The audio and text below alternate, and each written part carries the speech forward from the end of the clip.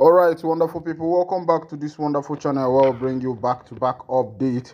If this is your first time of joining us on this wonderful channel, kindly go ahead and subscribe, like, comment, share, and also remember to all your notification buttons so that whenever our news drop, you will be the first we'll collect them. Let's go down to the news proper. As the hot, it don't show for you, but the information reaching on my table. This one don't surprise me. Simon Ekpa sues Ngozi Orebeze in Washington, claims she stole database of IPOB members across US and Europe. Let's go down to that information. Before I go say I don't talk again, I don't bring my own come again. Watch out for your screen there. Let's go down to that information. This Prime Minister of the Biafra Republic government in exile has filed a lawsuit against former ally Ngozi Orebeze over the creation of a parallel faction of the Biafra Republic government in exile and hijack members' database. According to court findings cited by People's Gazette, the lawsuit was filed by the U.S. law-based lawyer Aman Debiri at the United States District Court for the District of Columbia in Washington on May 29, 2025, which named Mrs. Orebeze as the first defendant. She is being sued alongside Ada Eze, Ugonna Christian Olejema, Uchenna Obijaku, Diana Eme, Solomon Nwoka, and Ijoma Eze.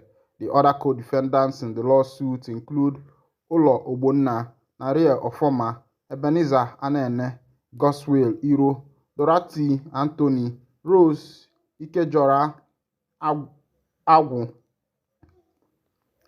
Valentine Enweariri, Oluchi Oloma Mbachi, and Biafra Republic government in exile de facto cooperation. In his filing, Mr. Debiri claimed to be suing on behalf of the Biafra Republic government in exile and the group's embattled leader, Mr. Ekpa, who is currently facing trial on terrorism charges in Finland. He accused Mrs. Orebeze of launching a hostile takeover of the BRGIE, setting up a parallel government, stealing the database and assets of IPOB members, and committing fraud. Court documents showed that the matter began in December 2024 when Mrs. Orebeze began the alleged takeover of the BRGIE after she declared herself as the group's acting deputy prime minister and head of state before summarily removing the organization properties, including declaration documents and database of members, from Finland to the United States, where she is based. Mr. Dabiri noted that the defendant's power grab continued when she unilaterally announced the mass firing of BRGIE members and the cancellation of the organization's active contract with various entities, including those of law offices of Aman Debiri and Associates, the firm serving as the legal representative for the group in the United States. Subsequently, Mrs. Orebeze left BRGIE to create a parallel organization to compete against the former faction, registering the United States of Biafra Republic government in exile de facto corp as an organization in the state of Georgia on January 5, 2025, the court filing stated. Despite Mrs. Orebeze's departure from BRGIE, court documents noted that the defendant attempted to continue using the service of the organization, including those provided by lobbying firm Moran Global Strategies and the law offices of Aman Debiri and Associates, PLLC. She also alleged continuing to use the intellectual properties of the BRGIE, including trademarks, logos, buildings, and identities, for personal gain, prompting Mr. Dabiri to file a lawsuit against her at the federal court in Washington.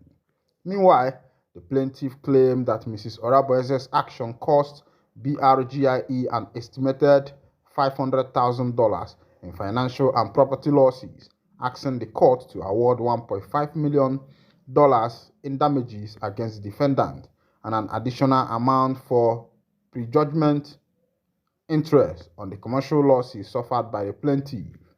The plaintiff is also asking the court to award reasonable financial penalties in punitive damages, attorney fees, and costs and expenses of the action against the defendant. Mr.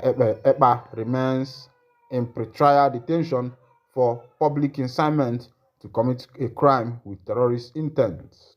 Hearing into his case began in May and will continue this month, according to the Päijät-Häme District Court in Finland.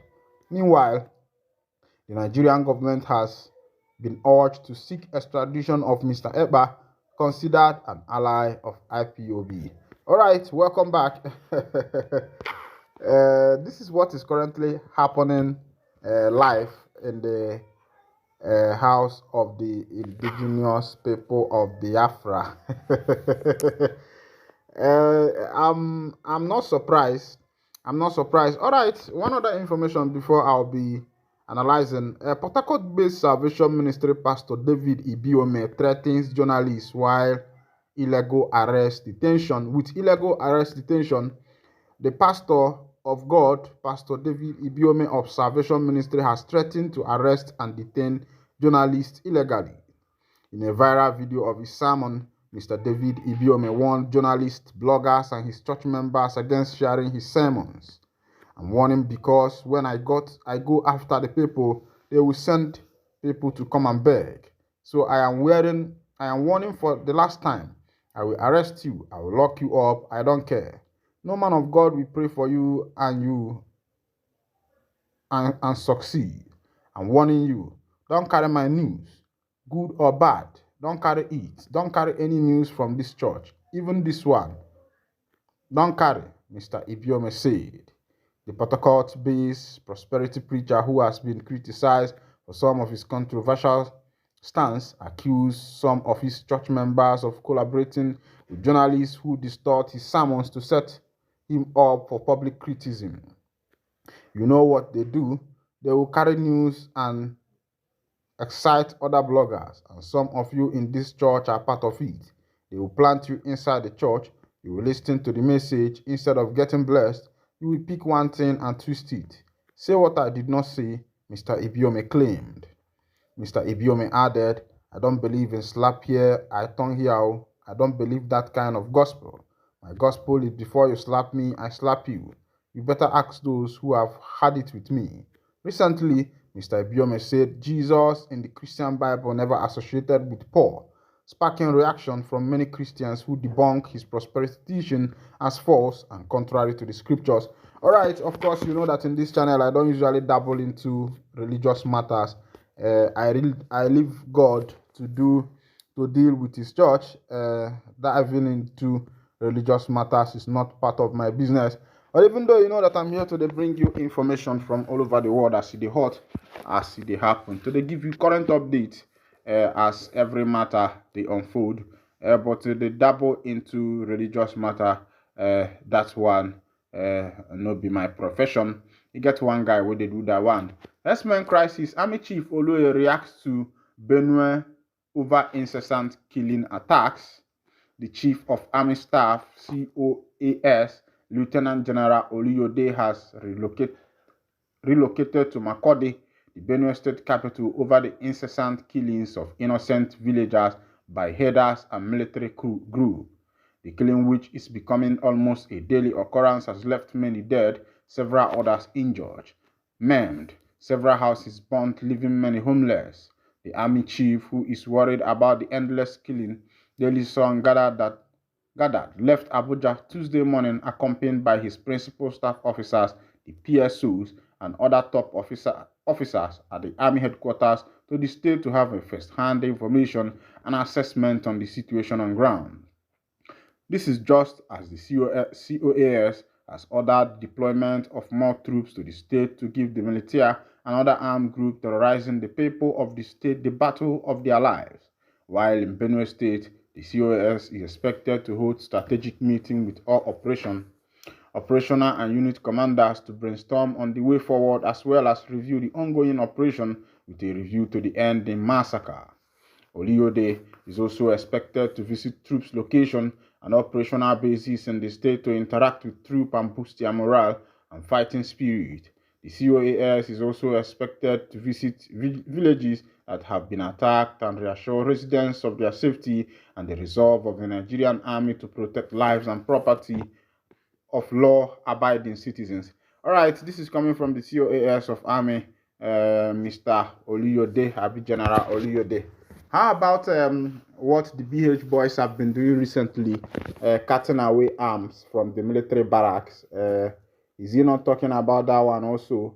It seems as if the army or the Nigerian government does not have the power to protect the citizens anymore, because every day we hear of recent news of attacks and the rest of them, and we wonder, when is this thing going to be okay? I think the best thing is to agree with Ned Nwoko's bill in the Senate to allow every citizens to defend themselves, to give them permission to buy their own arms and defend themselves. I think that is the only thing that can solve this issue. All right, this is where I'll be winding down the curtain, and if this is your first time of joining us on this wonderful channel, kindly go ahead and subscribe, like, comment, share, and also remember to on your notification button so that whenever our news drop, you'll be the first one to collect them. Thank you for listening. God bless you.